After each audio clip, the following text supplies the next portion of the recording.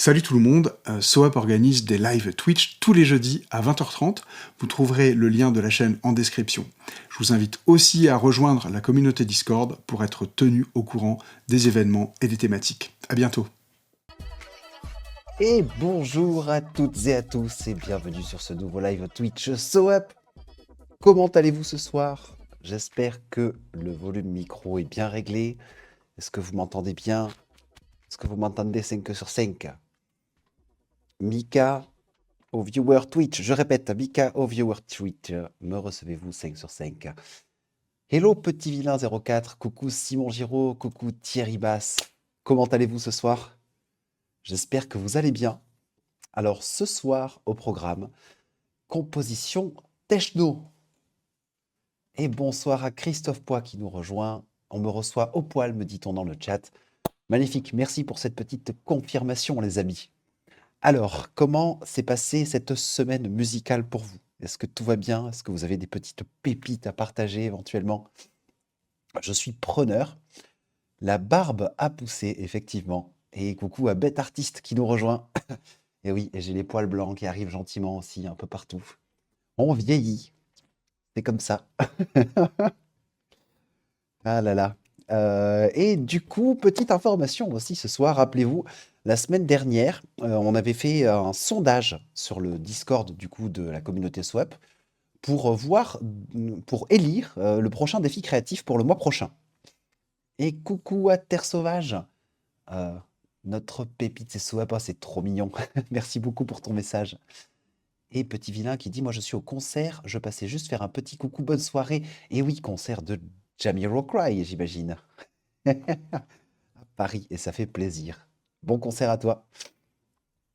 Donc du coup, ce que je disais, c'est qu'on a fait un petit sondage sur le serveur Discord de la communauté Swap. D'ailleurs, pour celles et ceux qui n'auraient pas encore rejoint ce serveur, je vous transmets un petit lien dans le chat dans la foulée. Hop là, et comme ça, vous pouvez nous rejoindre. Alors du coup, vous avez plein de canaux hein, sur discussion générale, culture son, partage de samples, etc. Et donc sur le canal discussion générale, j'avais listé toutes les idées qui m'avaient été proposées la semaine dernière. Et du coup, nous avons déjà une dizaine de votes. Alors étant donné qu'il y avait beaucoup d'idées, je rappelle, style imposé, que des sons enregistrés en extérieur, cadavre exquis, tempo et gamme imposée, etc. Ben, je vais vous annoncer un peu les vainqueurs, ceux qui ont eu le plus de votes, et je vais refaire un deuxième vote en mettant que les 2 ou 3 choix qui ont eu le plus de votes durant cette semaine. Alors, les heureux élus sont progression harmonique ou mode imposé. Et nous avons également, hop, jingle et partage de boucles courtes pour composition collective. Alors à mon avis, pour le partage de boucles courtes pour composition collective, c'est quelque chose qui, doit s'organiser sur un petit peu plus de temps. Alors, à confirmer, on pourra en discuter dans le chat, hein, mais, il me semble qu'il faudrait d'abord recueillir les boucles de tout le monde, donc, définir une zone temporelle, hein, sur laquelle on pourra envoyer toutes nos boucles, pour par la suite essayer de construire quelque chose avec ces boucles. Donc, ça risque de prendre un petit peu plus de temps. Moi, j'aurais tendance à dire que ça risque de se jouer entre jingle et progression harmonique ou mode imposé. Et donc, je risque de refaire un deuxième vote.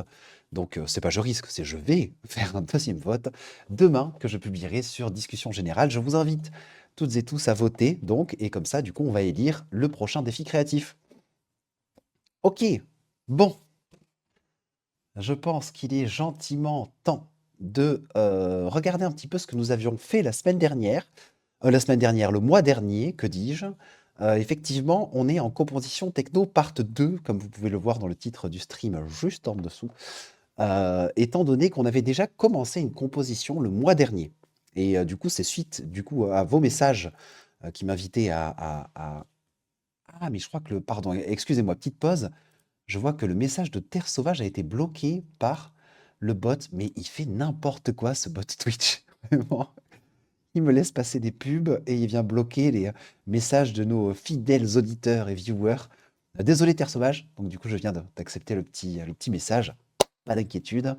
Là, il va falloir que j'aille régler un petit peu ce bot. Mais bon, j'ai l'impression que ça fait 4 fois que je dis ça. J'ai toujours pas eu le temps de jeter un petit coup d'œil. On va y arriver, on y croit. Donc, on a commencé une composition techno le mois dernier et il m'a été demandé qu'on continue cette composition techno sur cette session. D'ailleurs, je crois que Terre Sauvage faisait partie de ceux qui ont demandé qu'on continue un petit peu cette composition. Eh bien, écoutez, ma foi, on va s'y mettre gentiment. Je vais vous partager mon petit écran. Hop, ici, j'alternerai entre ce partage d'écran et celui sans que vous ne puissiez voir ma bouille, histoire de pouvoir appréhender un peu mieux Ableton. Quoique, on m'avait dit la dernière fois, et je peux peut-être faire ça, que je peux éventuellement juste masquer l'image et remonter. Oula. Alors attendez, masquer l'image et remonter ma caméra en haut. Comme ça, du coup, on pourra voir un petit peu ce qui se passe du côté des notes. Et comme vous avez pu le voir, la caméra s'est déplacée comme par magie en haut à droite. C'est beau la technologie. Ok. Et dis donc, vous n'êtes pas bien bavard. Du coup, depuis le message de Terre Sauvage, je n'ai plus de petits messages. Alors, bah, peut-être avant de commencer, qu'est-ce que vous attendez de ce petit live? Alors, certains d'entre vous ont peut-être été là le mois dernier et veulent entendre la suite de la composition. D'autres veulent peut-être que je creuse et que j'approfondisse certaines parties, peut-être la batterie, les harmonies, etc. Bah, je suis curieux de savoir ce que vous voulez et j'adapterai bien évidemment la petite heure et demie que nous avons devant nous par rapport à vos désirs finalement. Et coucou Anirix! Ça va bien, Nirix, ça fait plaisir de te voir. Ça va super de mon côté. Christophe Poix, c'est le Beaujolais. Ah, c'est le Beaujolais là en ce moment. C'est peut-être pour ça qu'on va avoir un peu moins de monde. Cela dit, je vous avoue que pour ma part, avec la descente des températures en flèche, je suis mieux chez moi à faire un petit peu de techno avec vous.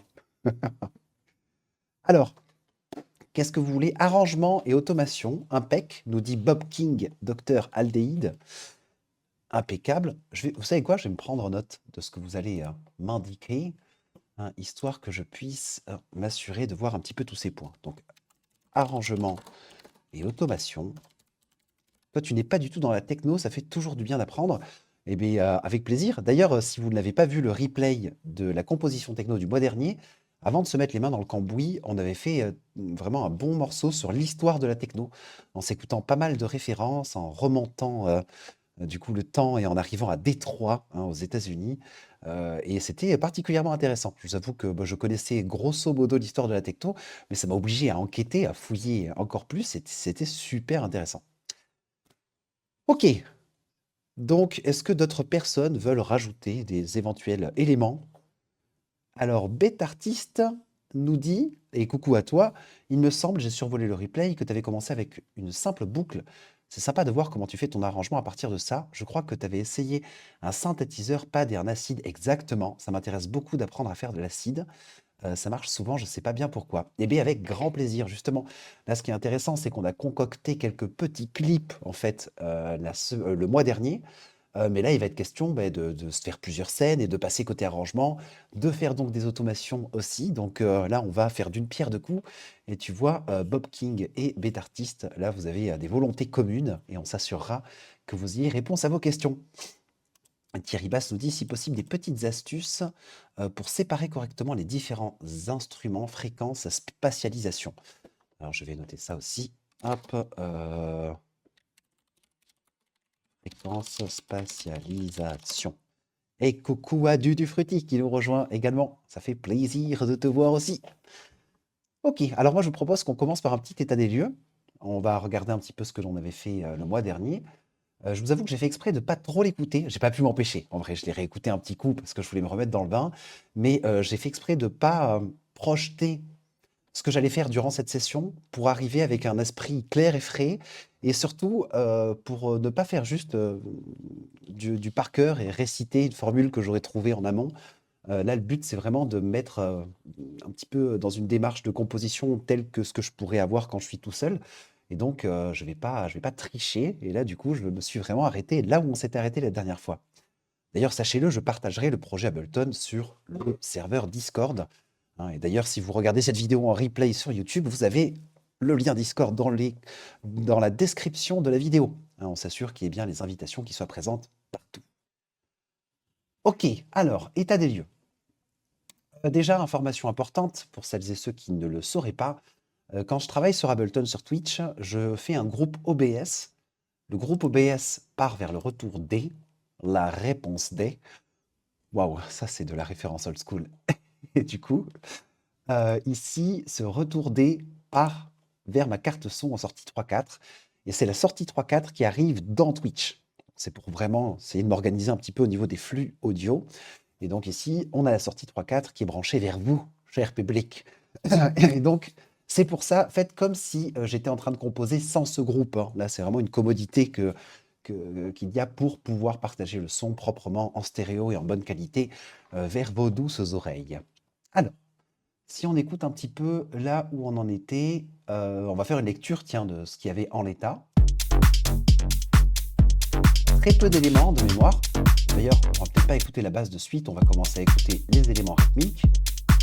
Nous avons un kick, tonal hein, d'ailleurs. On sent qu'il dessine bien une note. Ça, je ne me rappelais pas vraiment. Des petits claps.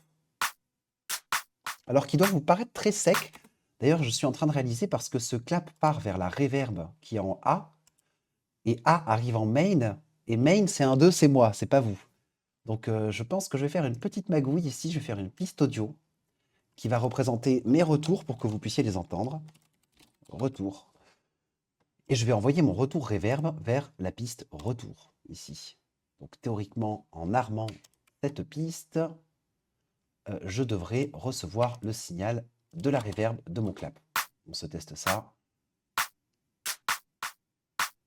Hop. Et là, ça me paraît toujours très sec et le volume me semble grisé, c'est normal. On est en moniteur.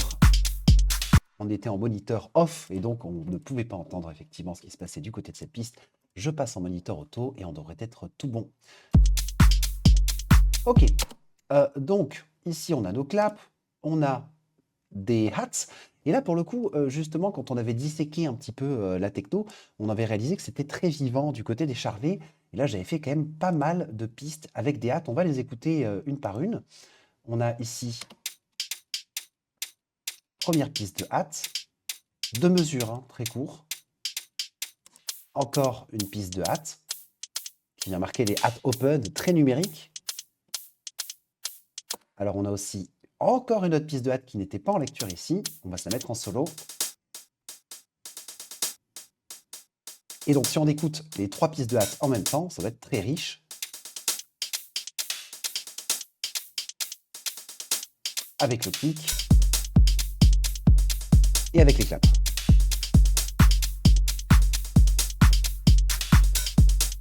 On avait aussi une petite piste de clave. Si on l'écoute en solo, on a vraiment quelque chose d'assez léger, hein. Et donc si on écoute maintenant toute la partie rythmique, ça nous donne ceci. Donc batterie techno classique, un kick sur tous les temps, un clap qui vient taper sur les 2e et 4e temps de la mesure, des petits claps qui apparaissent par-ci par-là pour donner un petit peu de vie, et par contre une grosse richesse en termes de charlet, hein, de ce côté-là. Après, du côté mélodique, nous avions la basse, ici. Si on l'écoute solo, alors on était parti chez qui? On était parti chez Vital pour la basse. Et nous avions pris le preset Walking Bass. Ici, nous avons aussi un synthé. Alors là, je me rappelle que le synthé, on l'avait pris du côté de chez Pigment. Hop, Pigment. Et on avait pris une séquence. D'ailleurs, on avait exploré un petit peu justement toutes les séquences que proposait le synthé Pigment de chez Arturia. Il y en avait énormément. Et c'est un peu voilà, de la facilité, entre guillemets, étant donné que là, dans mon clip, j'ai qu'une seule note. C'est qu'une seule note qui déclenche toute une séquence de notes. Mais en fait, c'est directement dans le synthé Arturia, ici, que l'on peut voir le détail des notes qui est déclenché dans la petite partie en haut à droite, séquenceur, ici. Là, on aurait la possibilité, par exemple, de modifier les notes qui sont jouées dans la séquence directement dans Arturia, ce qui est un peu étrange parce que, du coup, dans mon clip, j'ai une seule note qui est jouée. OK, alors on avait sorti pas mal de paramètres. Hein, je rappelle que quand on clique sur configurer ici, le configurer devient vert et en cliquant sur n'importe lequel des paramètres de mon synthé, là mettons le decay, hop, il apparaît directement ici sur mon périphérique dans ma fenêtre de périphérique, ce qui me permettra plus facilement de faire des automations par la suite. Donc justement en regardant du côté de ces macros, ben, je vois qu'on a anticipé un petit peu le travail autour de l'automation. Et donc, on a sorti quand même des paramètres qui devaient être intéressants. On va essayer de jouer un petit peu avec ces paramètres pour voir ce qu'on a sous la main. Quelle version de Pigment? Alors, c'est de la Arturia Suite et je ne saurais plus te dire exactement quelle suite. Ça doit être la suite la 5 de mémoire. Et je t'avoue que je suis pas très bon en mémoire de, de synthé. Comment je pourrais afficher? Je te trouverai ça, je te trouverai la version et je te l'afficherai dans le Discord. Je t'enverrai un petit message dans Discord pour te préciser ça, Christophe. Alors, jouons donc avec ces petites macros.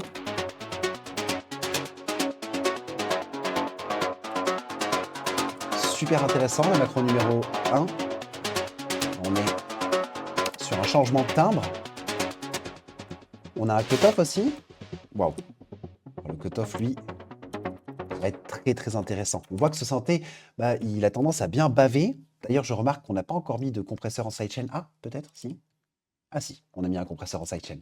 Parce qu'il faudra un petit peu le creuser, et là il prend beaucoup de place ce synthé, et justement pour pouvoir lui permettre de prendre un petit peu moins de place de temps à autre, on voit que le cutoff ici, quand on baisse bien le filtre, on a quelque chose de vachement plus sec, hein, plus de transient.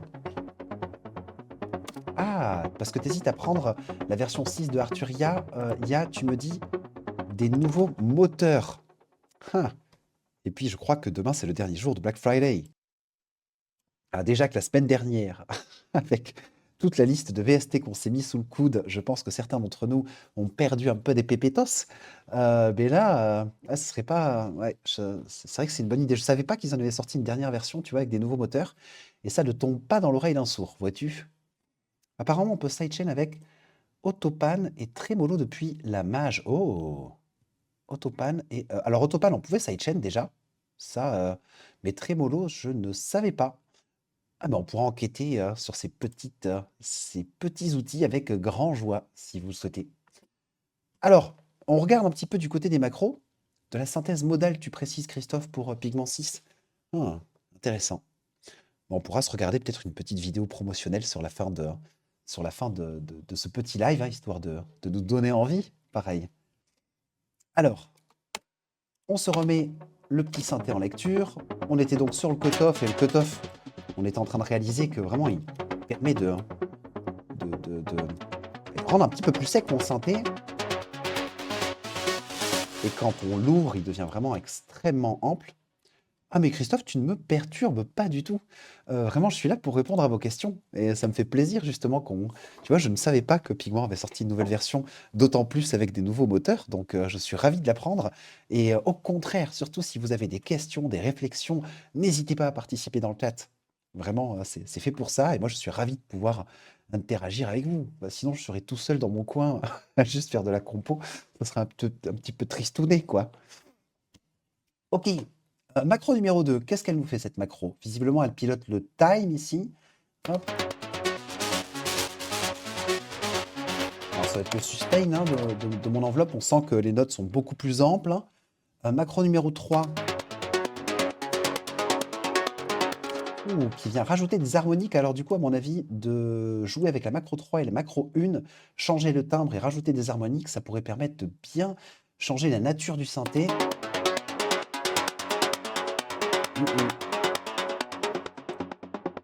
Alors, on peut avoir quelque chose de presque percussif là. Hein. C'est super intéressant. Ok, et macro numéro 4, FX. Alors, on va se libérer, on va s'ouvrir un petit peu plus le filtre pour mieux ressentir l'effet de la macro.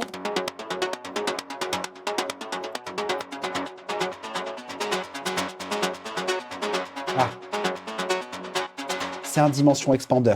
Alors, du coup, on pourrait aller confirmer ça en regardant du côté des FX. Mais j'ai l'impression, ou alors un chorus, quelque chose qui vient vraiment ouvrir la stéréophonie du synthé. Je ne sais pas si vous l'avez entendu, mais vraiment quand j'ai les FX à 0, a quand même un petit peu de vie stéréophonique au niveau de ce synthé, mais quand j'ouvre le FX, là, il commence à habiter l'intégralité, justement de mon espace stéréophonique. Mmh mh. OK, donc on a quelque chose qui peut nous permettre d'ouvrir le synthé. Alors pour moi, quand on part à faire de la production et qu'on commence à avoir quelques éléments, il est vraiment question de voir comment on va piloter ces éléments. Et là, notamment, avec ce synthé, on voit que ce synthé, on peut vraiment changer son expression, changer son timbre. Là, on voit que quand le cutoff est ouvert, on pourrait vraiment arriver dans des phases pleines extrêmement, extrêmement riches. Mais on peut aussi, bah, du coup, couper un petit peu plus le cutoff, avoir quelque chose d'un petit peu plus percussif. Mettons, si on écoute le synthé comme ça, avec le reste de la batterie, à mon avis, ça va déjà commencer à être intéressant.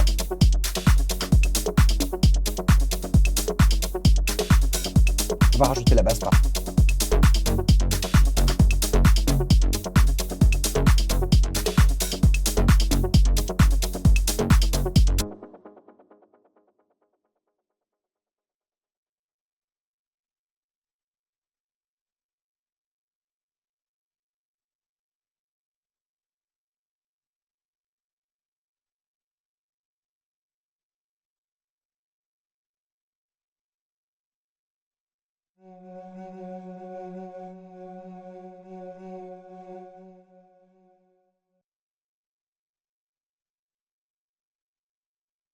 Vous avez plus ma voix, pardon. Excusez-moi. Ça m'est arrivé lors de l'enregistrement d'un replay. Je coupe le micro pour tousser et tout d'un coup, ben, j'oublie de réactiver le micro comme un imbécile. Je vous prie de m'excuser. Alors, qu'est-ce que j'étais en train de dire? J'étais en train de dire d'abord, beh, c'est sympa, en fait, du coup, de réécouter cette petite prod et je trouve qu'elle a quand même du jus. Là, même sans le pad et avec, ce synthé qui est un peu plus étouffé avec le cutoff, sans que vraiment la basse rebondit bien. On a quelque chose d'entraînant, on est vraiment sur les codes de la techno, ça me plaît bien et j'étais en train de présenter le dernier élément, du coup, la dernière piste ici, donc le pad qui, du coup, avait une sonorité, un timbre de type voix Advent. Alors je sais plus où on l'avait pioché ça. Ça doit être, je pense, un instrument, du côté de chez Ableton. Et par contre, ce qu'on avait fait, on avait fait quelque chose d'un petit peu particulier sur, ce pad. On avait mis un gaiter en sidechain. Et donc le fait de mettre un gaiter en sidechain sur la piste Hats A, sur cette première piste de Hats. Et qu'est-ce que ça va faire? Ça va permettre de faire des découpes «automatiques» entre guillemets, de ce synthé par rapport aux hats. On écoute le résultat en écoutant les hats et le pad en même temps, mais il devrait s'exprimer parfaitement en même temps. Et quand les hats ne jouent pas, le synthé devrait être coupé. Et on avait rajouté un petit roar ici pour ajouter un peu de corps à ce pad.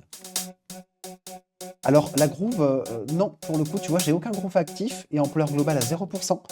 Donc pour répondre à la question de Unjamil, non, pas d'utilisation de groove pour l'instant et si on regarde d'ailleurs sur, tous les clips que j'ai composés, tu as vraiment, toutes les notes qui sont particulièrement droites.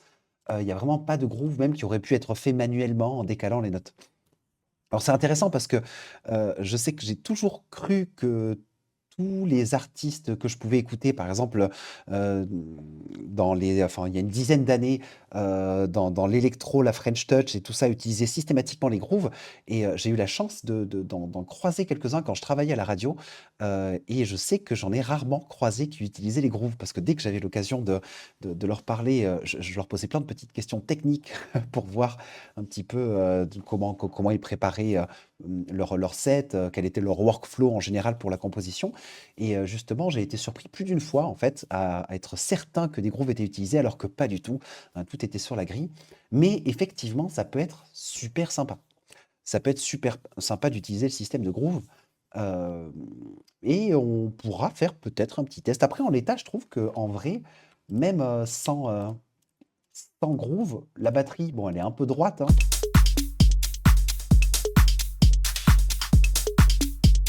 C'est vrai qu'elle est un peu droite. On pourrait la faire groover peut-être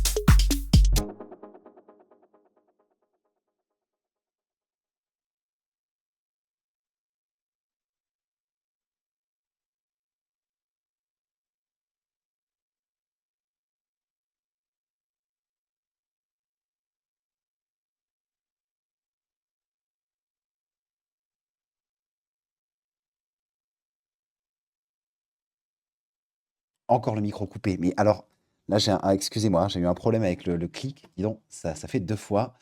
Allez, on va vraiment faire attention cette fois-ci.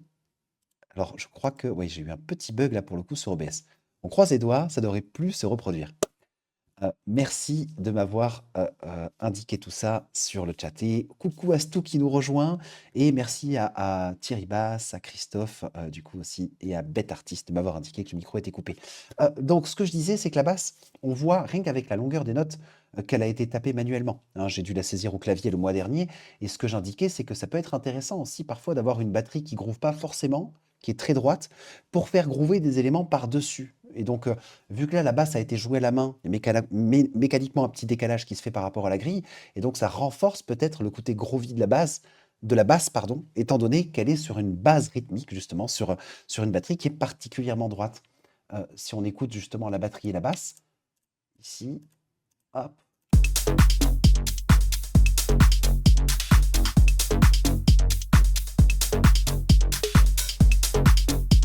Ouais, groovy, c'est groovy. Après, je trouve que c'est quand on commence à faire arriver le synthé aussi qu'il se passe quelque chose.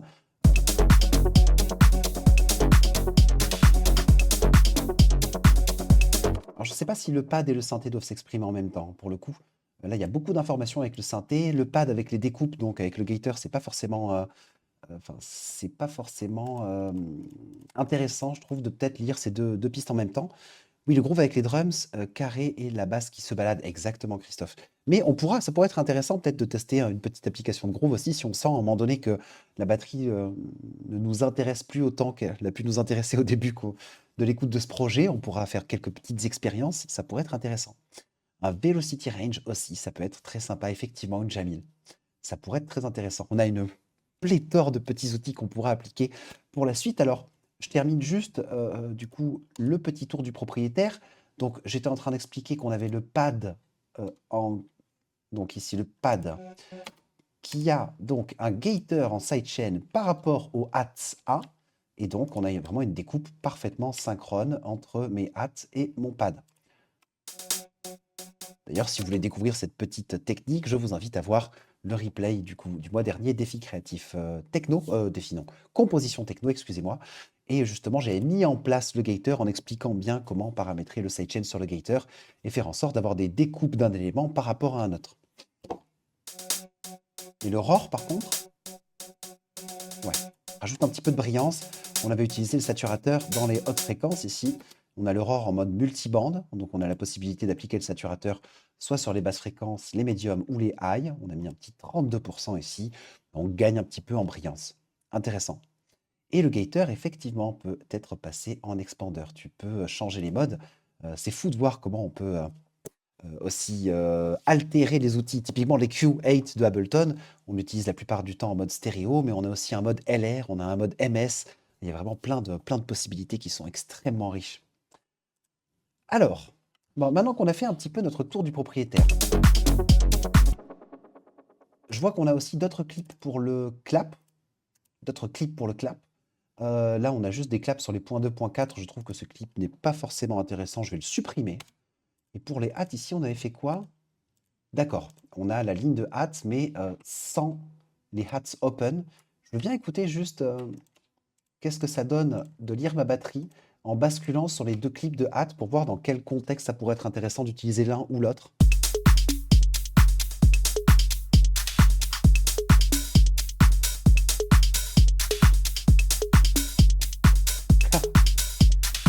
Alors certains d'entre vous devraient me dire: «Ah mais c'est bizarre, tes hats open, on les entend pas tout le temps». Alors tiens, petit quiz, qu'est-ce qui se passe? Pourquoi dans cette piste, on va l'écouter en solo, j'entends pas tous mes hats open? Qu'est-ce qui se passe?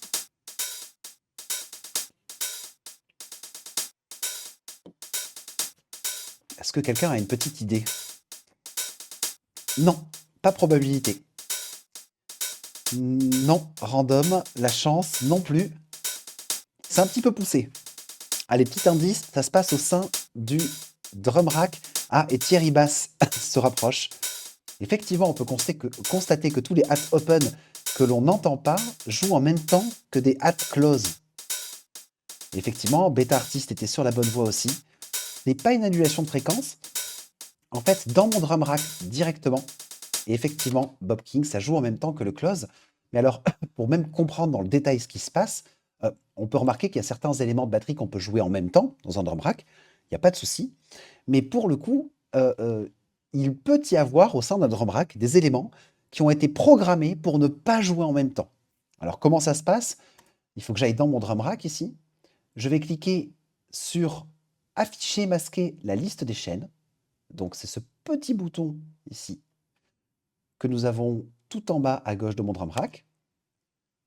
À partir de là, on voit bien mon drum rack ici, le 909 Flavor Kit.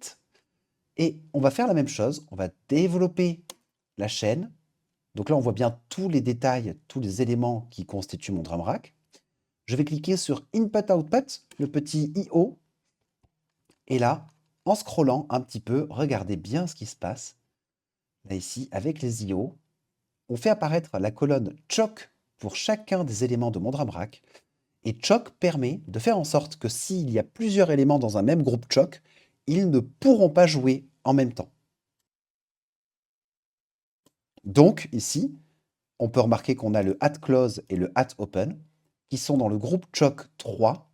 Donc, ce que ça veut dire que si l'un joue, l'autre ne pourra pas jouer en même temps. Ce qui est d'ailleurs très pratique quand on se fait des drum racks de découpe de samples. Pour s'assurer qu'on ne puisse pas jouer deux découpes de samples en même temps, il suffit de prendre plusieurs éléments de ma batterie, ici, et de les mettre dans un même groupe de choc. Si, par exemple, ici, je venais à mettre ces toms et ce clap dans le choc 1, mais aucun de ces trois éléments pourrait jouer en même temps que l'un de ces trois éléments. Donc on peut aussi faire un add de Schrödinger. Exactement. Open et close en même temps. C'est exactement ça. Add de Schrödinger. J'adore l'expression. Ça fera un super titre de paix. À retenir ça, Thierry Basse. Ok, donc c'est bon. Le problème a été résolu. Et donc maintenant, on va essayer de se faire avancer un petit peu cette production. Alors je trouve ça intéressant quand même, ce deuxième clip de Hat.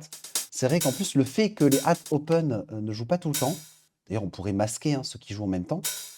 Là, on sait que c'est celui-ci, celui-ci, celui-ci. On va les supprimer parce que de toute façon, ils ne jouent pas. Hop, voilà.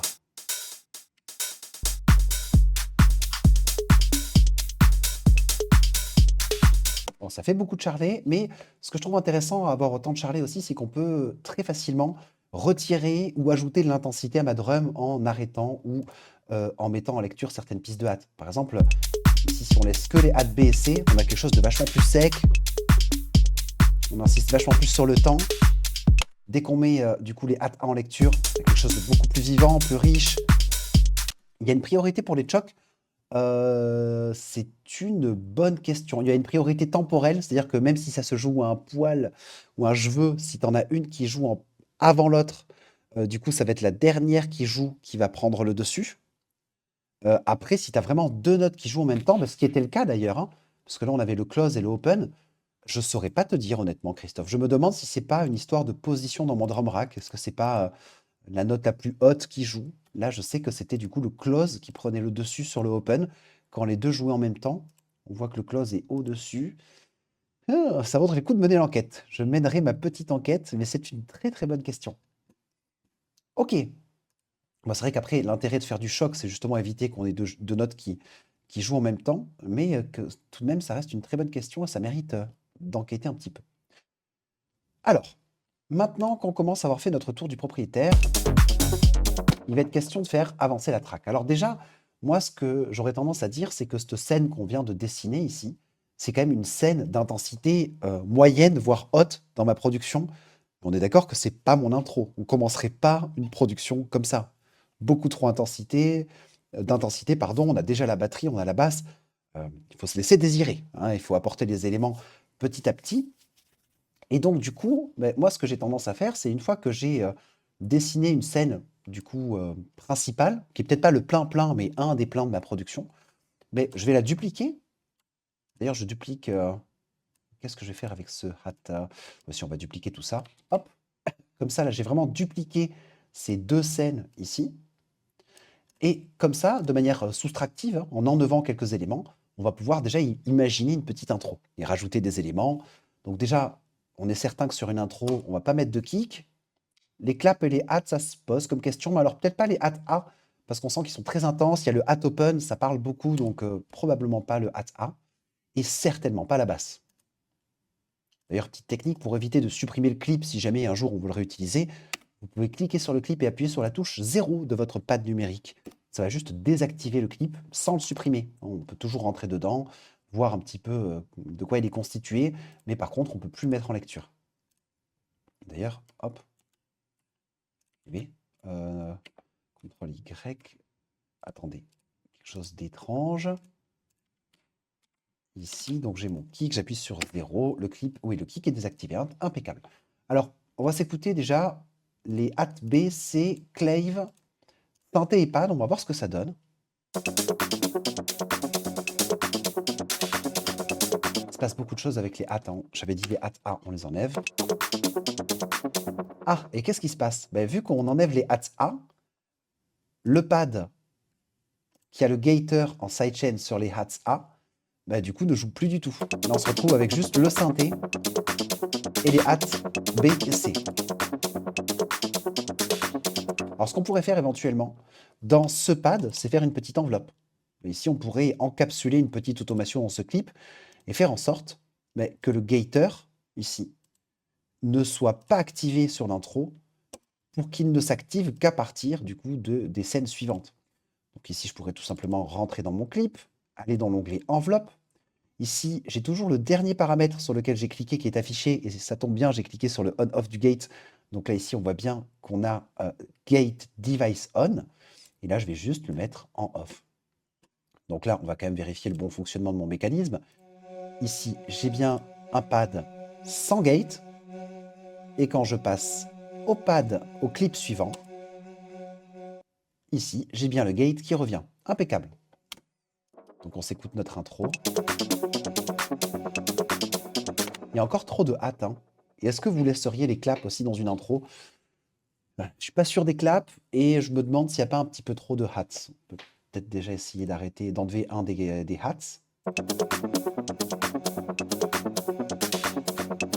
Celui-ci c'est un petit peu basique, on va tester avec les hats B.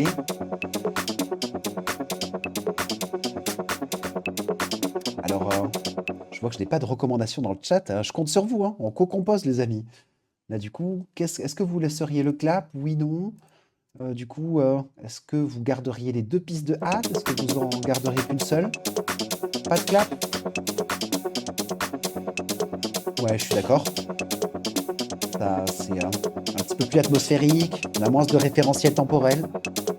Ça peut être intéressant. Et même dans les hâtes, en vrai, je sais pas. Voyons voir. Si on enlève les hâtes, on laisse que le clave.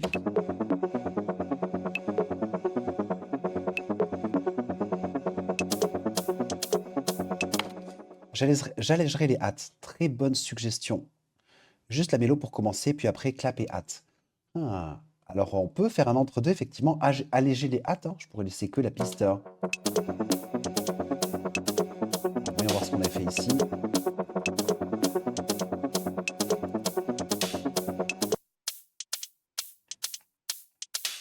Ah, je me disais, il y a quelque chose qui colle pas dans ces hâtes, parce que j'entends les hâtes, mais ils jouent pas en même temps que mes notes. Il y a quelque chose qui se passe d'étrange.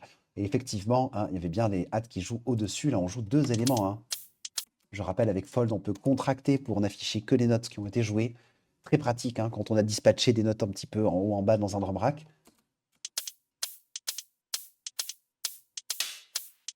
On pourrait très bien juste laisser, par exemple, la ligne du dessus, hein.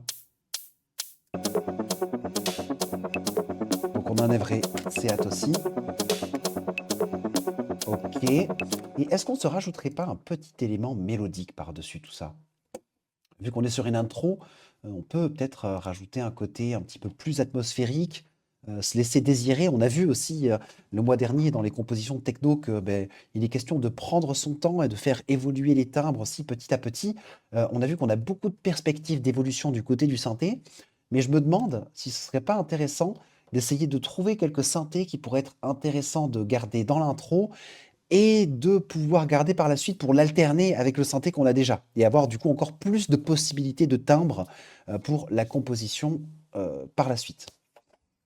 Donc voyons voir, moi ce que j'aime bien faire, c'est juste me prendre un petit piano déjà pour commencer, essayer de trouver des harmonies qui peuvent être intéressantes. Allons du côté des instruments Arturia, je sais que le piano V3, il marche très fort. Ici, il va falloir que je le calibre quand même un jour, c'est vrai que je ne le fais jamais. Hop, on arme le piano. Là, vous devriez entendre le piano.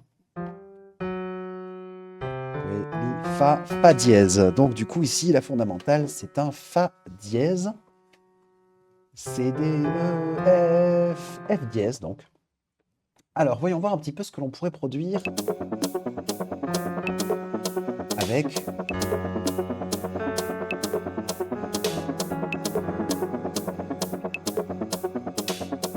un grand piano dans le délire techno-minimaliste, Minto et Sofiane Palmar. Et oui, ça pourrait être excellent.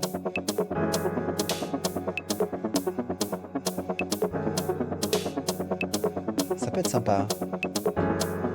Alors c'est vrai que je peux vous baisser la caméra quand même, histoire que vous puissiez voir le piano en temps réel.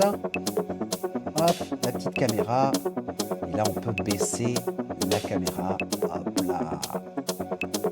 Et on tourne un peu vers la droite. Alors, c'est pas facile à manipuler ce logiciel de caméra parce que tout est inversé là. Hop, voilà. Alors.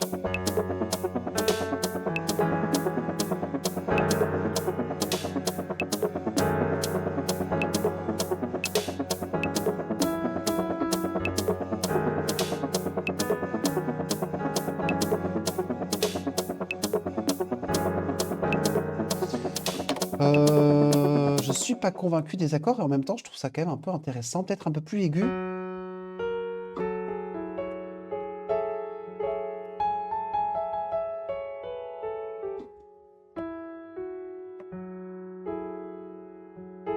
Peut-être quelque chose d'un petit peu plus rythmé.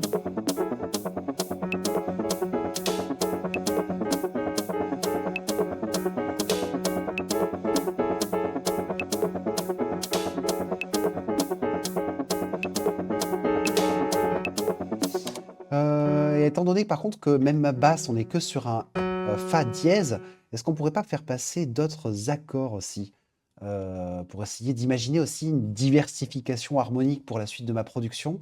On va essayer de réfléchir un petit peu. Et là, pour le coup, vous voyez, je laisse juste tourner ma scène et je tâtonne un peu au piano pour essayer de trouver de l'inspiration avec les accords.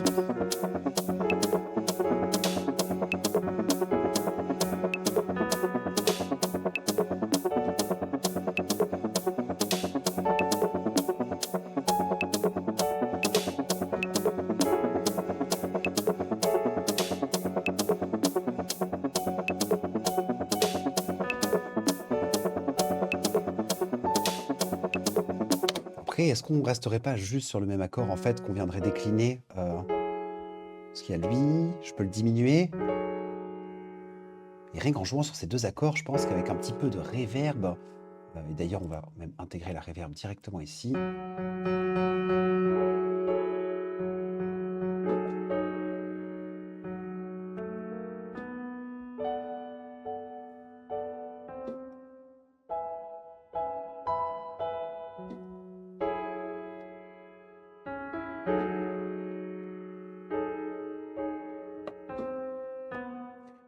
Il y a un device pour proposer des accords, je me souviens plus du nom. Et tu as la possibilité aussi directement d'utiliser le Generate dans Ableton. Là, alors pour le coup, on n'a pas travaillé avec la gamme générale, mais on pourrait très bien justement se positionner en F dièse, en mineur du coup, ici. Et là, pour le coup, on pourrait faire des petites expériences. Ça peut être super intéressant aussi de se dire, en fait, on fait tout au Generate. Ici, Generate. Là, on vient prendre Stacks.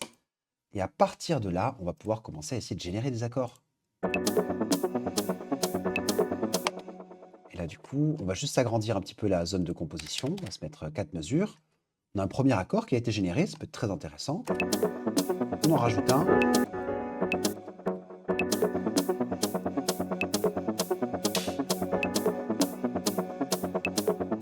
Et même, du coup, on va s'en rajouter, on va s'en faire 4 des accords. Et là, ce qui est génial, c'est vous cliquez sur le petit plus pour ajouter des accords. Vous faites clic glisser de haut en bas pour avoir du coup des propositions d'accords différents. Chaque accord que vous allez générer, vous aurez des précisions dans la partie inférieure de votre logiciel ici. Donc là, on voit que le premier accord, on est sur du coup, sur un B mineur 9. Juste à côté, un B mineur 9 aussi. Ah non, excusez-moi, il faut cliquer dessus pour avoir le détail. Là, on est sur un B mineur tout court. Ici, B mineur 6 sur 9, B mineur 9 et B mineur 6 sur 9 ici. D'ailleurs, pour essayer de changer le dernier accord. Et sinon, au lieu d'accord, une mélo un peu type classique ou blues. C'est vrai qu'on n'a pas pensé mélodie, j'ai pensé de suite harmonie. Ouais, ça pourrait être super intéressant aussi de...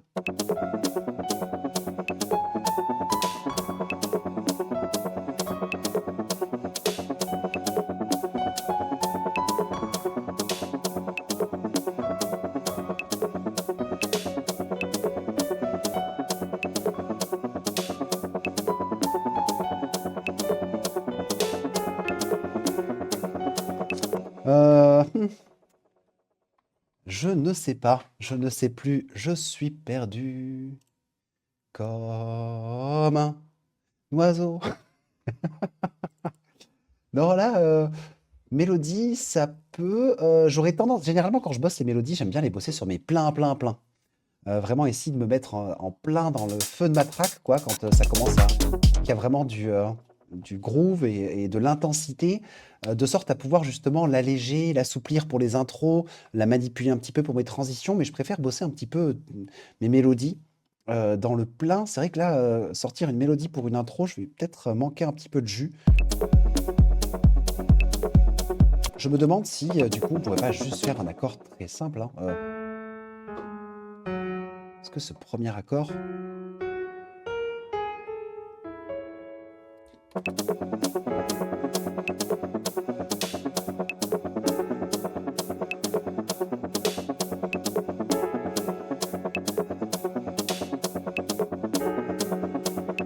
Non, cette suite d'accords ne vous satisfait pas peut-être.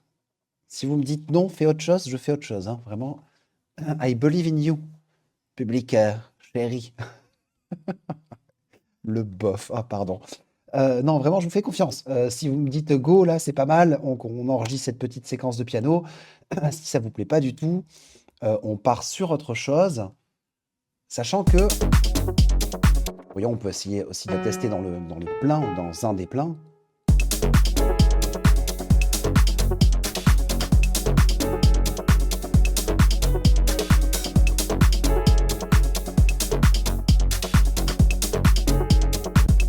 Calme le synth. Do dièse, la, sol, fa dièse. Alors, do dièse. Fa, sol. Là, tu me dis la. Dièse, ré, mi, fa. Mais du coup, calme le synthé. Oui, effectivement, si je mets le piano, je vais peut-être calmer un peu le synthé. Et Simon, tu nous fais une recommandation d'accord.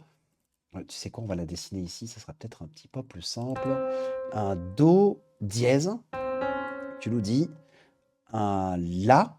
Donc, hop. Ah, pour la mélo. Ah, je pense que j'allais toutes les stacker pour faire un accord. Et B, écoute, ça peut être sympa. Donc, tu dis do dièse. Hop. Oui, on va voir ça.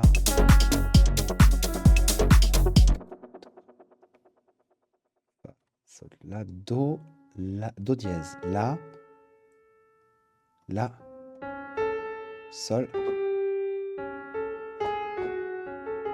Alors je crois que ton sol, du coup, si je cale un sol tout court, do, ré, mi, fa, sol, le sol va pas passer sur la gamme, hein, ici.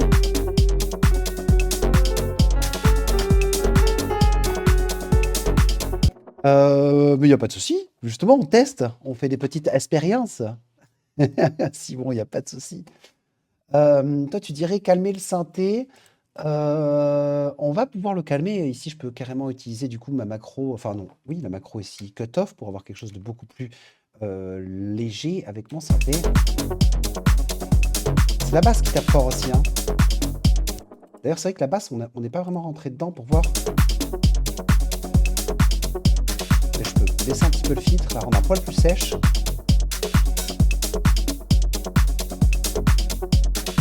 Je suis en train de modifier la plage d'affectation du coup de l'enveloppe sur le filtre. hein, histoire que le filtre puisse vivre, mais pas sur toute la plage ici de mon filtre, hein. Je vais avoir quelque chose d'un petit peu plus sec avec la basse. Et là, on a quand même quelque chose de carrément plus sec avec la basse. Là, regardez, si je baisse ma plage d'affectation, on peut éviter que le filtre ne remonte trop pour donner trop de haute définition avec mon filtre. Et comme ça, du coup, ici, en pilotant avec le cutoff ici, je pourrais vraiment faire évoluer la basse aussi. Ça me semble intéressant d'avoir une basse qui peut à la fois être discrète, mais qui peut s'exprimer aussi, surtout si on veut commencer à rajouter des éléments. Alors, je tiens à préciser aussi que là, quand j'étais en train d'essayer de chercher des accords au piano, je ne veux pas garder le timbre de piano. Là, j'essaie juste de trouver des accords. Et après, justement, avec ces accords, on s'amusera avec des arpégiators, en passant par d'autres synthés, du Vital, du Pigment, à trouver des timbres qui soient intéressants, peut-être plus intéressants que le piano lui-même. Là, pour le coup, je prends juste le piano parce que le son est net, il est audible, il est clair. Ça peut me permettre d'imaginer quelques harmonies. Euh, Faire l'accord en strum. En strum, ça peut être une idée très intéressante aussi. Euh, hmm, Mode corps, ouais, un petit peu étouffé. Ah, c'est vrai que j'ai pas pensé à ça, mais je pourrais aussi sortir les guitares derrière, faire des petites cocottes aussi.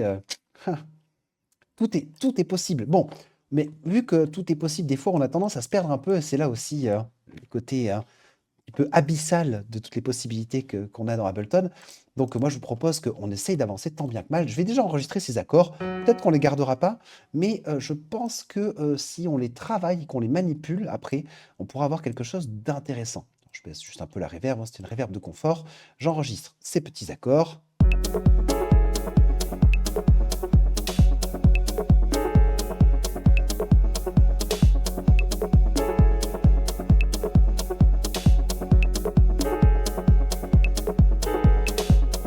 Hop, et voilà. On doit avoir 8 mesures. Oh, c'est beau, 8 mesures pile poil. On a nos petits accords, et maintenant qu'on a trouvé quelques accords, effectivement, tel quel, avec le piano, je trouve que c'est pas forcément très intéressant. Mais par contre, si on va s'amuser un petit peu du côté, ben allez, on va commencer par Pigment, tiens. On va utiliser Pigment, et on va regarder déjà du côté des synthés, si on n'a pas des synthés qui pourraient être un petit peu plus cohérents dans le timbre qu'ils proposent par rapport.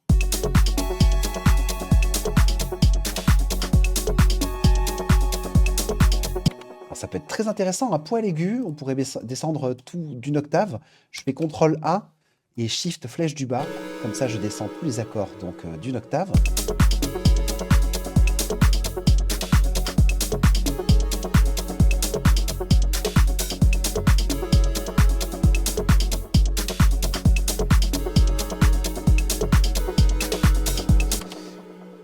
Sympa, sympa comme synthé, juste j'aime pas la relance de la basse ici sur les temps, je vais supprimer ça. Là, vu qu'on n'est pas parfaitement calé, on va quand même faire un petit CTRL U, hein, quantification, on s'assure d'avoir les accords qui soient voilà, calés sur ma grille.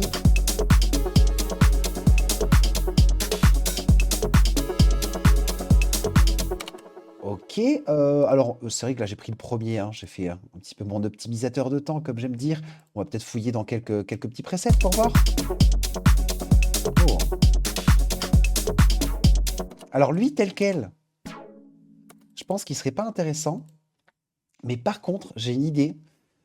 Si on met un arpégiateur, sachez que, et ça c'est pas bien connu et pas souvent utilisé, mais l'arpégiateur a un style particulier qui permet de continuer de jouer des accords. Par défaut, l'arpégiateur, il va dérouler l'accord en plusieurs notes, mais dans les styles, vous avez un mode qui est super intéressant, qui s'appelle le mode chord trigger, et qui va permettre du coup de jouer des accords, et donc du coup de découper en quelque sorte notre accord.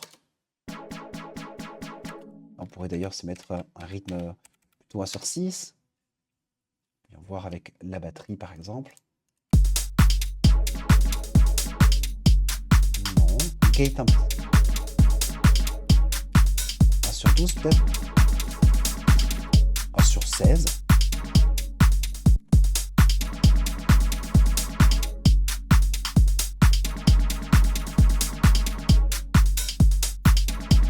Il peut y avoir quelque chose d'intéressant avec le chord trigger, mais on passe dans un autre environnement là pour le coup. Voyons voir si on rajoute Là, il faudrait que ce soit beaucoup plus sec. Là, on voit que bon, c'est intéressant ces petites répétitions, mais c'est un peu trop long. C'est toujours la même articulation. Bon, mauvaise pioche. On va continuer à enquêter un petit peu.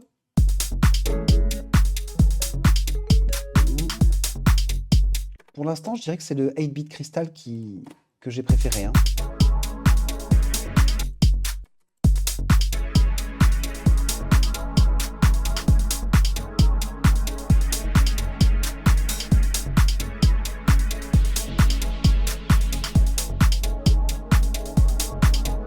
Ouh.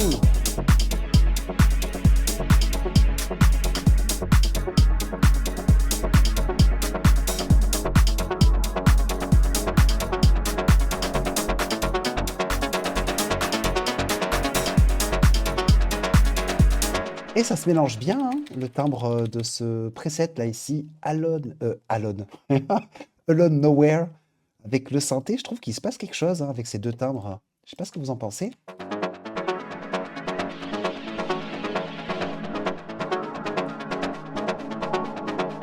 En vrai, rien que ces deux synthés tout seuls, ça pourrait faire notre intro. On va voir avec le pad.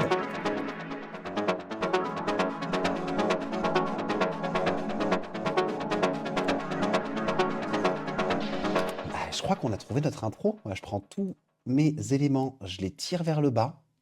Je prends juste ces trois clips, donc synthé, pad, et donc là, celui-ci, on va l'appeler synthé B, ou keys, non, synthé B, soyons organisés, synth B, hop. Et donc, du coup, je copie ces trois clips, on les copie ici, tout en haut. Et donc maintenant, j'ai une scène que je peux renommer intro. Alors moi, d'un point de vue définition fréquentielle, il y a quelque chose qui me dérange un petit peu dans ce synthé, c'est que, et là on pourra confirmer ça au Spectrum, je vois qu'il y en a déjà un posé dessus, mais je trouve qu'il est quand même très riche en basse, hein. Voyons voir. Il est très riche en basse, effectivement. Donc pour moi... Ah, et pourtant j'avais mis un couple. Waouh!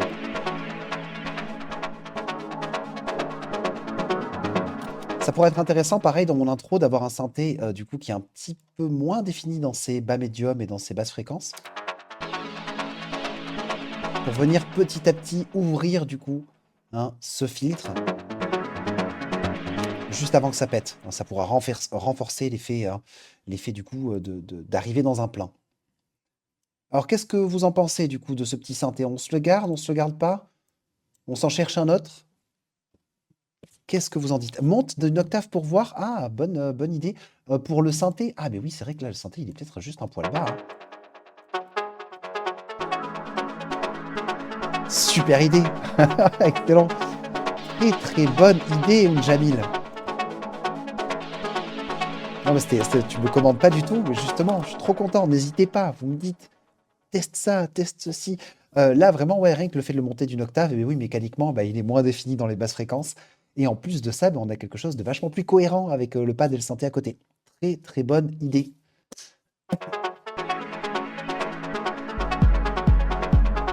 Alors, là pour moi, on a bien notre scène intro, très bien.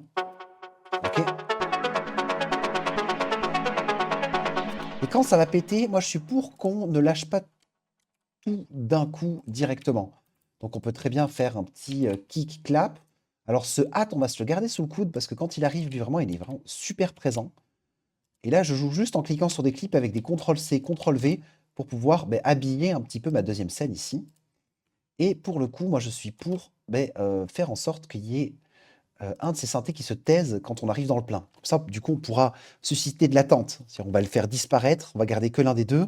L'auditeur va avoir envie d'entendre le deuxième qui arrive et on pourra l'apporter un petit peu plus tard. Il faut se penser un peu comme un metteur en scène. Alors pour le coup, juste en termes de couleur, là, ça ne me va plus du tout. On va de suite s'organiser ça un peu mieux. Hein, le plus on est organisé, le mieux on se porte. Ici, tchac, on va se modifier lui avec cette couleur. Le synthé, on va se le mettre en blanc, tiens, pourquoi pas, hop. Et ici, la basse, hop. La basse, j'aime bien orange ou rouge, mais le problème, c'est que j'ai déjà mis kick hat, donc on va se prendre une couleur un peu terre, marron, hop. Super. Impeccable. Ok.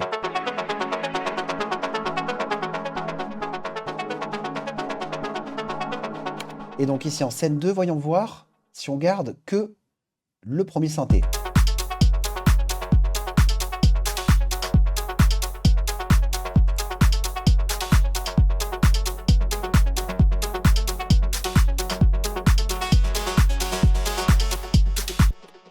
Et on pourra du coup faire apparaître la basse un petit peu plus tard. Est-ce qu'on fait apparaître la basse directement ici? Je ne suis pas sûr. On peut aussi créer on pourrait partir sur une intro, donner à l'impression à l'auditeur qu'on est en train de péter, enfin qu'on va arriver sur un plein. En fait, on fait arriver que la drum, pas complète, avec un petit élément de synthé sans la basse. Comme ça, du coup, on suscite encore un peu l'attente et on prend vraiment le temps pour faire monter la mayonnaise. Alors ici, tu peux raccourcir le decay du kick dans l'intro. Raccourcir le decay du kick. Alors dans l'intro, pour moi, d'accord, juste pour le kick ici, avoir un kick un peu plus sec, quoi. Alors je suis pas en mode classique, je suis en mode one shot, mais du coup pour pouvoir juste, je vois ce que tu veux faire. Tu veux une enveloppe un petit peu plus sèche et avoir un kick un peu plus sec. Il faudrait qu'on passe le kick du coup en one shot, qu'on mette un sustain à 0 et qu'on joue une fois que le sustain est à 0 avec le decay. Très bonne suggestion qui permet, et je vais me mettre en solo pour bien qu'on puisse entendre le résultat. Du coup, quand j'ai mon sustain à 0 ici, et en baissant mon decay, d'avoir un kick que je peux vraiment assécher. Et là, quand j'augmente la valeur du decay, j'ai vraiment un kick qui respire et qui est dans sa pleine dimension. Très très bonne suggestion aussi, une Jamil, très très bonne idée. Donc ici, on pourrait très bien, pareil, faire une petite enveloppe. Et peut-être qu'on jouera avec cette valeur plutôt côté arrangement. C'est quelque chose qu'on pourra peut-être faire fluctuer sur le long terme, sur cette intro, pour pouvoir relâcher petit à petit le decay. Et tout d'un coup, après, le decay qui arrive à fond, avec un kick qui est vraiment bien plein, bien rond pour la suite. Très très bonne idée, ouais, super. Donc dessinons un petit peu, voilà ce que donnerait cette scène numéro 1. Un kick un peu plus sec. Ouais, très bien. Très très bonne idée. Je pense pareil que du coup dans mon intro, ici. Stop. On pourra jouer aussi, je vais pas l'encapsuler dans l'enveloppe là, je pense qu'on va rapidement passer côté arrangement, ça peut être intéressant. Mais il faudra qu'on joue aussi avec toutes ces valeurs, hein, bien évidemment, pour faire évoluer un petit peu ce synthé.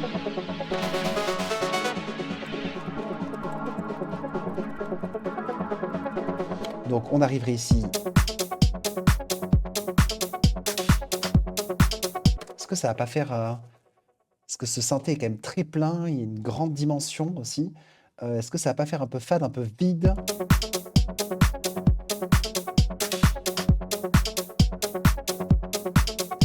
Et est-ce que du coup, le fait de juste rajouter la basse dans la scène qui suit, voyons voir. On va aussi de suite s'imaginer ce que ce serait la suite de cette scène-là, un vrai plein bien conséquent. Là, je prends du coup les hats de la piste A, on a les claves, on a la basse, et là du coup, on a bien le pad aussi. Et attention, le pad dont le gate est éteint, c'est normal parce que j'ai dupliqué ce premier pad. Et je rappelle qu'on avait fait une enveloppe pour faire en sorte que le gate soit éteint ici sur ce premier clip. Donc du coup, je vais copier ce clip plutôt, ici en scène numéro 3. Ah ben non, hop. Je vais refaire un petit test juste. Ah ben alors sans faire exprès, j'ai dû supprimer, voyez-vous, le clip avec l'enveloppe sur le pad. Mince. On va se la refaire, hein. Ici, je suis dans mon premier clip. D'ailleurs, on va lui changer légèrement la couleur, tiens, pour le distinguer. Je vais cliquer sur le on-off du gate. Je rentre dans mon clip, je vais dans l'onglet enveloppe et je mets le gate sur off. Très bien. Donc là, théoriquement,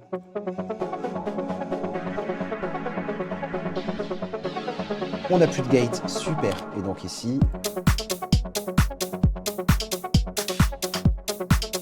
scène du coup numéro 2.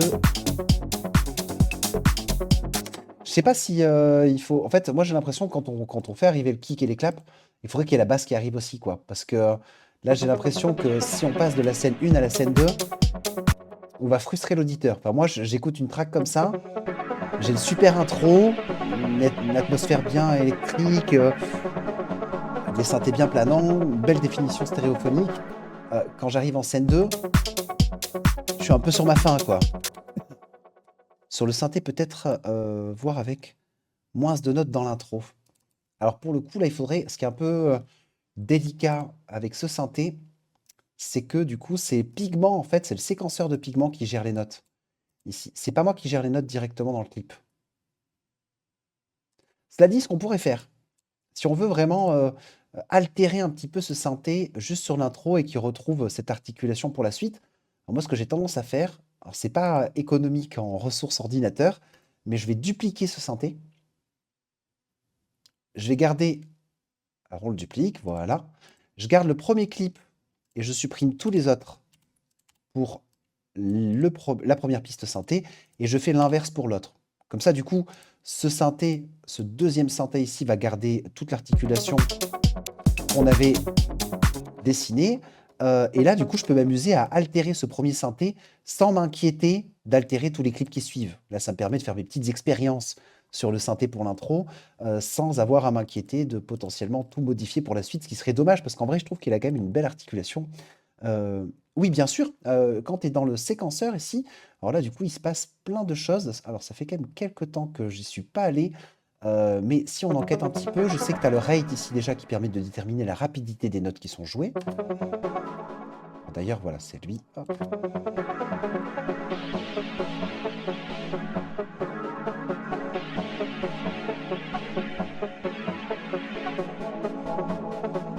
Je peux rajouter, là, j'ai diminué la rapidité. J'ai rajouté un petit peu de swing.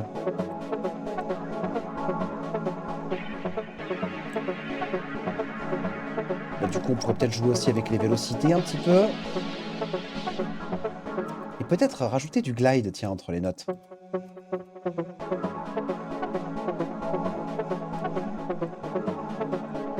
Et il faudrait qu'on trouve l'option de restart. J'aimerais bien qu'il continue la séquence.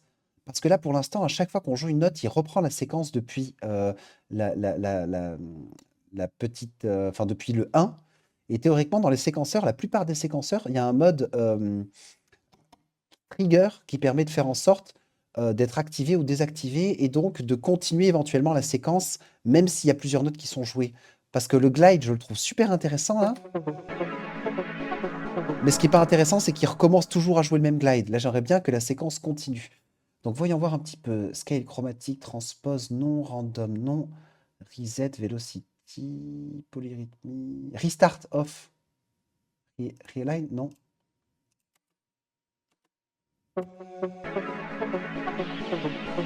Non, on ne sait pas sur ça. Si quelqu'un a la solution, je suis preneur. Auto-régène, non, ça c'est randomize. Rate, non. Polyrythmie, bah, ça, je pense pas que ce soit de ce côté-là. Pitch chromatique, là du coup non, c'est vraiment toutes les séquences. Là, c'est ce qui me permet de régler le pitch sur toute la longueur, les vélocités sur toute la longueur, l'octave, les probabilités que ce soit joué, la longueur, le fait que ça glide ou pas, donc le fait de faire glisser une note vers l'autre. Mais j'ai pas l'impression de voir une option qui me permettrait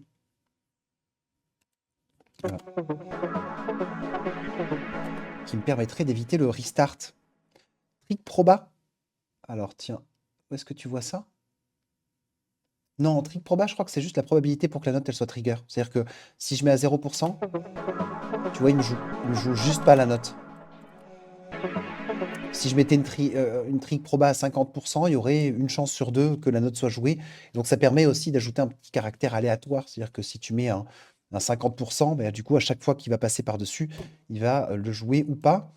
Cela dit, c'est vrai qu'en mettant une trick proba à 50, en fait, ça permettrait de faire vivre un petit peu plus. Si on n'arrive pas à faire continuer cette séquence et qu'elle restart systématiquement à chaque fois, bah, du coup, ça pourrait être intéressant effectivement de jouer avec ce paramètre pour pas tout le temps avoir la même séquence.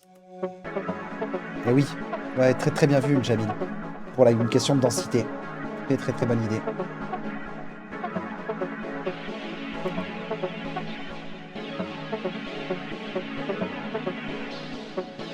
C'est carrément plus intéressant déjà. Et je me demande aussi si on pourrait pas passer une petite octave encore au-dessus.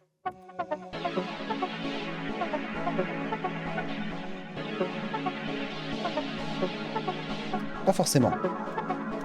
Pour le restart, regarde dans ton clip, il dit oui, c'est vrai que je pourrais tout simplement faire une note plus longue, mais c'est très bien vu. Effectivement, Jamil. Très très très très bonne idée. Je pourrais tout simplement allonger la longueur de mon clip pour éviter que la même note du coup se répète, relançant du coup tout le séquenceur. Là, vrai, tu vois, je suis allé chercher un peu midi à 14h. J'ai voulu trouver le mode qui me permet de continuer la séquence, qu'importe le nombre de notes qui est joué. Mais c'est vrai qu'il y a quand même beaucoup plus simple. Très, très bien vu à toi, Jamil. Merci beaucoup. Et donc là, du coup, je peux repasser toutes les trigs proba à 100%. Hop.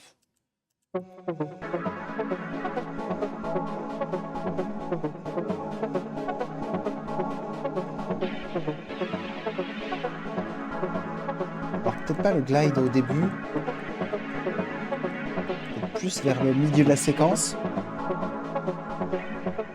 Et est-ce que aussi sur la rapidité, on pourrait pas jouer du coup, on pourrait pas jouer avec alors là, théoriquement, le rate, pareil, on doit pouvoir indiquer un BPM libre et donc faire quelque chose qui accélérerait et qui serait complètement décorrélé du tempo pour avoir quelque chose d'encore plus déstructuré, plus planant, plus atmosphérique pour mon intro.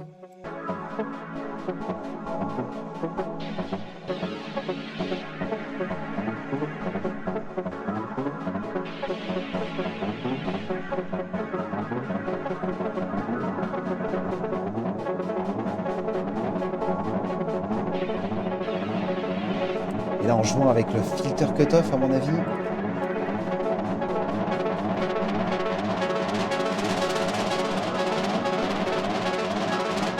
Alors, on peut faire quelque chose de complètement psychédélique. Ah, ça peut être très, très, très bon, ça. Et coucou à Barange qui nous rejoint. C'était une bonne idée, ça, me dit-on. Mais super. Alors, waouh, le temps passe vite, il est déjà 42.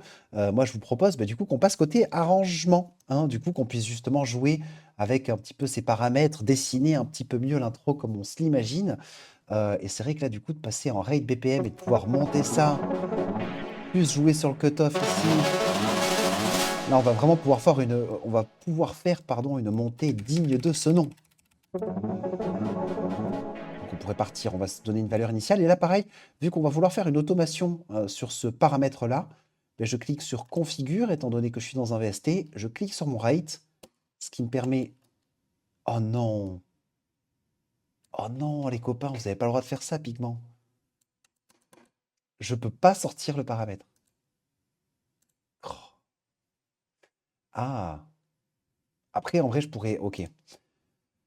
Alors, je vais pas pouvoir sortir le paramètre et faire une automation côté Ableton, mais par contre, je pourrais tricher, enfin tricher.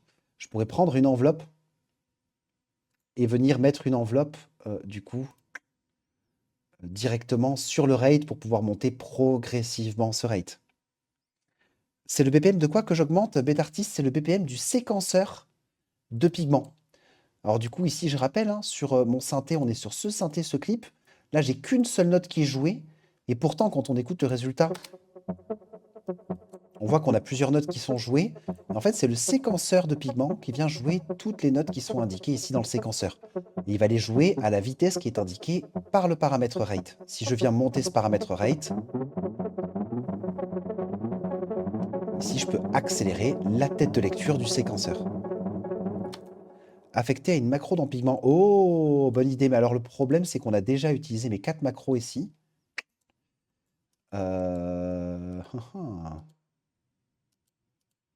Macro 1, macro 2, macro 3. Alors, du coup, c'est vrai que le FX, c'était que un... C'était pas forcément très intéressant. On va peut-être se l'affecter ici au... Oh, on peut peut-être la lier au FX pour avoir à la fois une augmentation du rythme et à la fois une ouverture stéréophonique. Ce serait incroyable, ça. Ah. Alors, plus on vient affecter vers la macro 4, on envoie à fond. Maintenant, on voit bien, regardez avec le petit bouton bleu ici, qu'en tournant la macro 4 FX, je viens aussi du coup modifier le rate BPM. Et effectivement, on a contourné le problème. Merci beaucoup pour l'idée, Christophe, parce que pour le coup, j'ai bien ma macro 4 ici. Et donc, je peux maintenant faire une automation de ce paramètre directement depuis Ableton. C'est magnifique. J'aime beaucoup. Du coup, ok. Et bien du coup, on va commencer à se faire notre petit enregistrement côté arrangement. C'est parti. Alors du coup, je vérifie que j'ai aucune piste qui est armée. Hop. Là, du coup, on remet ma tête de lecture en 1.1.1. Je clique 2 fois sur arrêter. Je vérifie qu'il n'y a rien côté arrangement, mais théoriquement, on n'avait strictement rien posé. Je confirme, il n'y a rien côté arrangement. Et donc, on va commencer à lancer un petit enregistrement. Je vais me garder un petit clic dans les oreilles. Et il va falloir par contre qu'on détermine combien de mesures on se fait d'intro, sachant que pour l'instant, je ne vais pas faire les automations en direct et qu'on va dessiner les automations par la suite. Et du coup, après cette intro, on va atterrir là, théoriquement.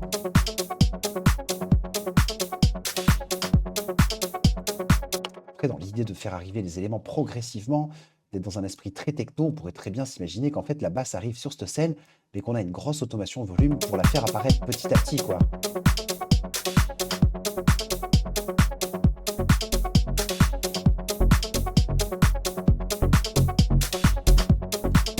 Et après, du coup, jouer avec les autres paramètres du synthé. Par exemple, des coupures de kick, ouais, ça va le faire.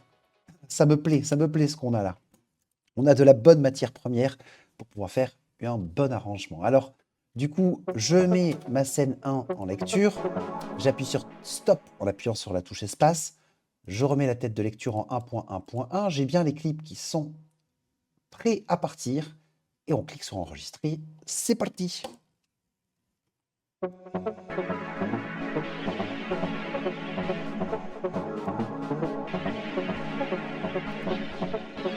Alors ce qui est bien, c'est que vraiment on n'a aucune référence temporelle. Là, on va pouvoir vraiment jouer avec ces synthés. Là, on est un peu dans l'espace. Je pense qu'on peut se faire au moins 16 mesures d'intro. Facile. On va attendre d'arriver à 17 avant d'envoyer la sauce.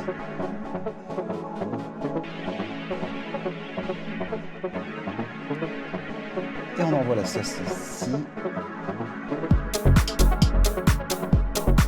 Ah, j'ai fait partir un poil trop tard.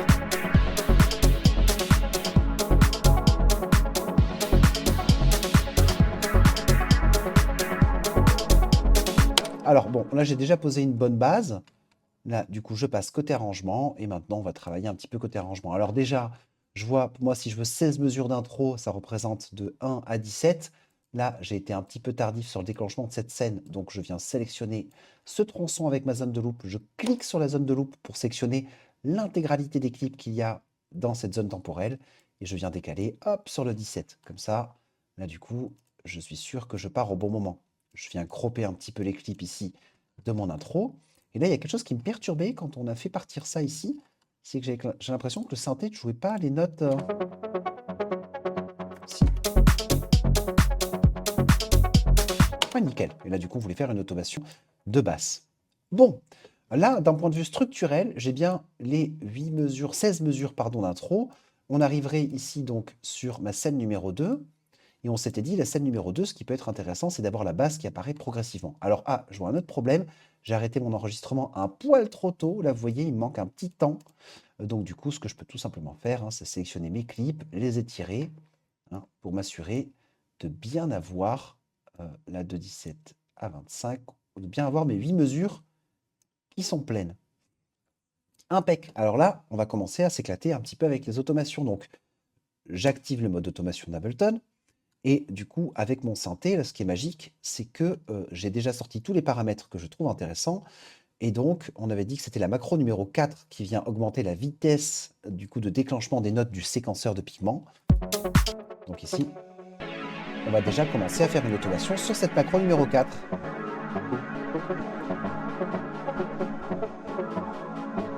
Alors quand j'ai posé 2 points, si je laisse mon doigt appuyer sur Alt, je peux cliquer entre les 2 points pour exponentialiser ou logarithmiser ma courbe, l'arrondir quoi en quelque sorte un petit peu, et du coup ça me permettrait d'avoir quelque chose voilà, d'un petit peu plus progressif. Je sais pas si le pad il est nécessaire.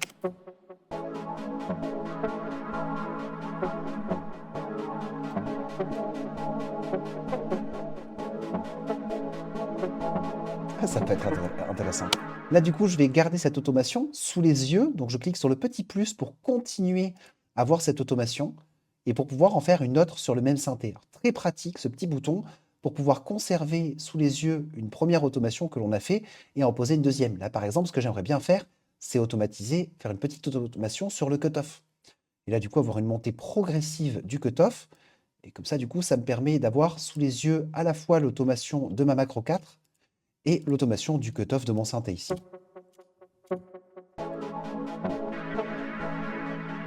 On va faire quelque chose d'exponentiel aussi.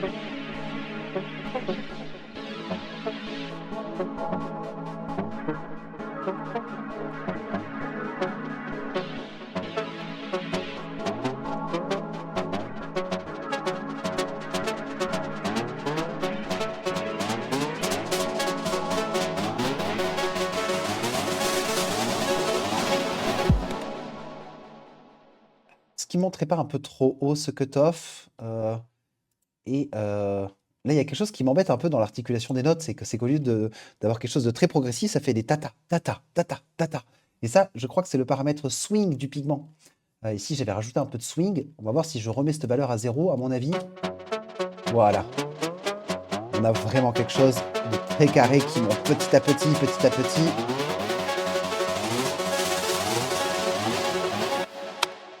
Et du coup, je pourrais aussi faire une petite automation avec le coupe-bas du filtre. Alors là, encore même logique, je peux cliquer sur le petit plus pour continuer de voir ce que j'ai réalisé avec mon cutoff. Et je vais pouvoir cliquer là sur le paramètre, donc la fréquence de mon coupe-bas de l'EQ. Et donc ça va me permettre aussi, en ouvrant le cutoff, de venir couper un petit peu les basses et les bas médiums et avoir un résultat un petit peu plus brillant, un petit peu plus clair. On va voir ce que ça donne.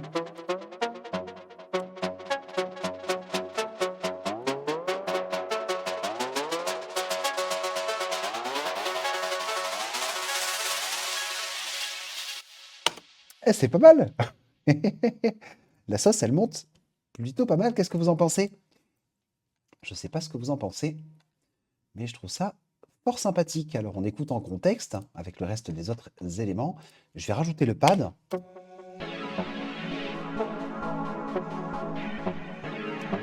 Impeccable, ça vous plaît? Parfait.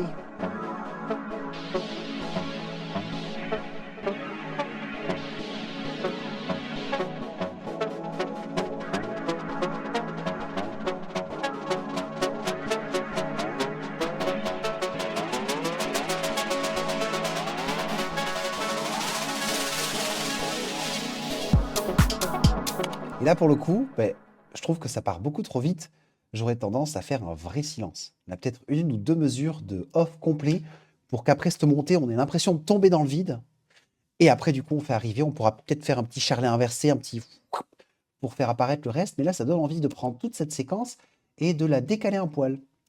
Là, du coup, ici, et effectivement, il nous manque le drop. Alors, du coup, je pourrais décaler, tiens, de 2 mesures, par exemple. Et là, qu'est-ce que ça nous donnerait?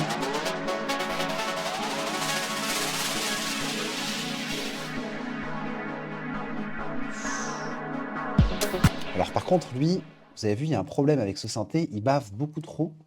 Alors, je pense que c'est parce que je joue avec la pédale de sustain du piano qu'il enregistre cette automation. À mon avis, il n'a pas enregistré la pédale qui s'arrête. Ouais, ça, c'est pas bon. Le synthé bave beaucoup trop ici. Donc, on va enquêter un petit peu. On regarde du côté des enveloppes. Là, ici, je vois qu'il y a bien une automation sur MIDI Control. Je sais que la pédale, c'est le paramètre 64, sustain pédale. Et effectivement, là, on voit que la pédale est activée. Elle ne passe pas sur off. Je peux rebaisser cette valeur-là. Et comme ça, au moins, quand cette dernière note va jouer, voilà, on a quelque chose de beaucoup plus sec. On écoute le résultat.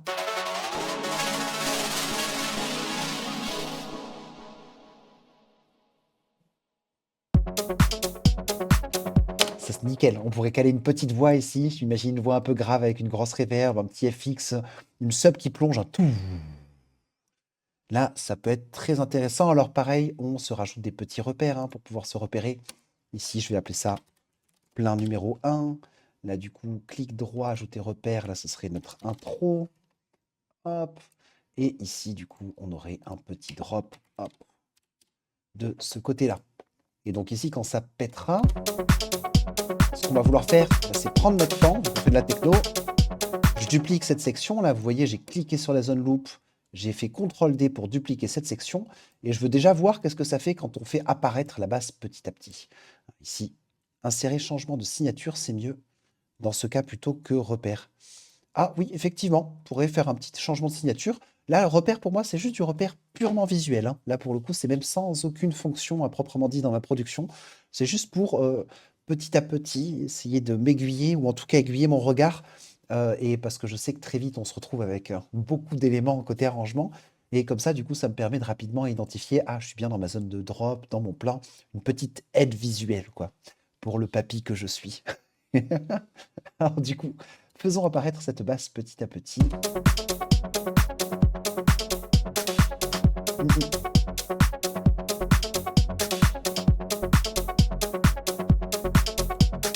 Et pendant qu'on fait apparaître cette basse, on va densifier aussi le kick. Je rappelle du coup que on m'avait suggéré, très bonne idée du coup, de jouer avec le decay du kick, hein, pour pouvoir l'assécher un petit peu. Et donc si j'écoute ce kick en solo, là ici on a un kick très sec. Par contre, si j'augmente le decay, on a un kick qui tape beaucoup plus fort. Donc on va jouer avec la valeur du decay pour essayer de trouver un kick qui est relativement sec. Et on va l'alourdir donc petit à petit en augmentant la valeur du decay tout simplement. On écoute le résultat avec le kick en solo. Alors pareil, je vais exponentialiser un peu la courbe pour que cette apparition soit un peu plus tardive, hein. Et on écoute avec la basse.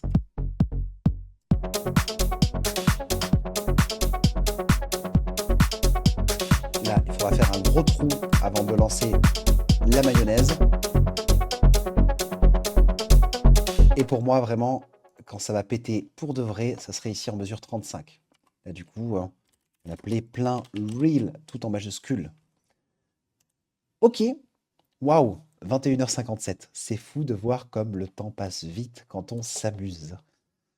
Ah, du coup, il nous reste que 3 petites minutes. Je vais peut-être profiter de ces dernières minutes pour répondre à certaines de vos questions.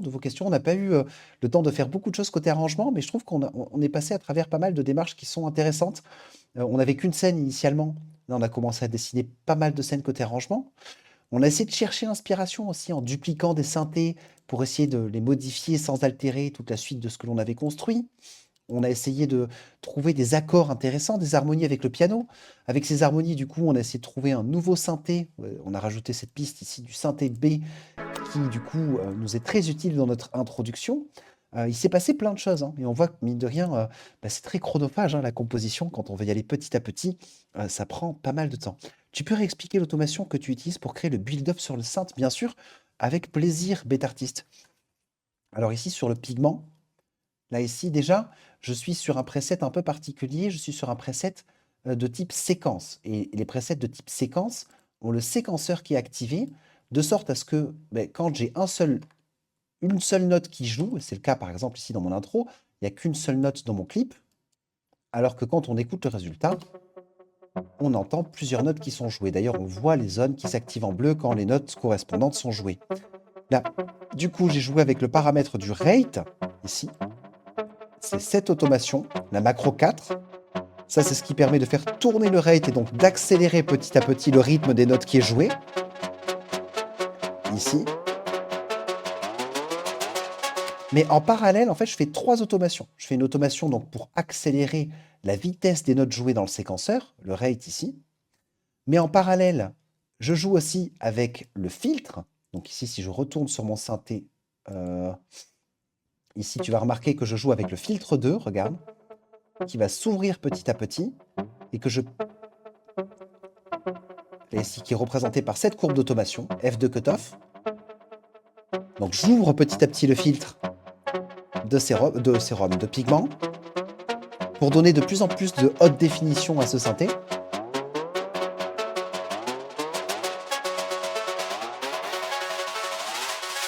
Et pour terminer, la dernière automation que j'ai faite, c'est sur un EQ qui est après le synthé, avec un coupe bas.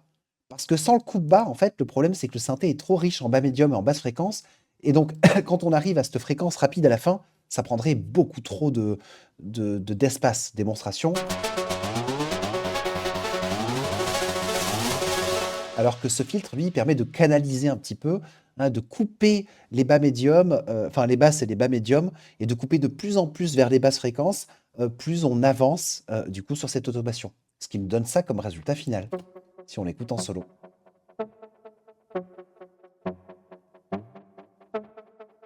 On a donc la macro 4 qui commence à accélérer, la vitesse des notes jouées dans le séquenceur, le filtre de pigment qui s'ouvre, qui donne encore plus de définition dans l'autre fréquence, et les Q qui vient couper les basses fréquences petit à petit pour éviter d'avoir quelque chose de trop ample.